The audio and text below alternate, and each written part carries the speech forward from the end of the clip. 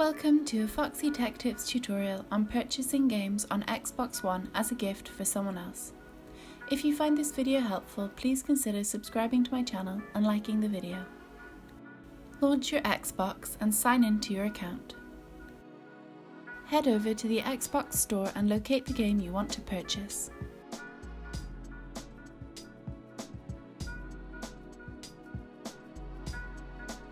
On the page for the game, underneath the Buy button, tap on the button that looks like a gift or a present.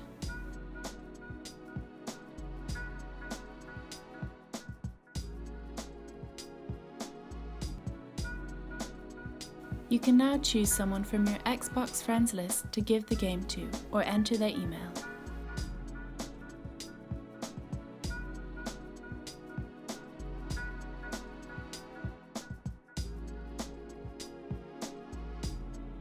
You can now pay for the game as a gift and they will be notified.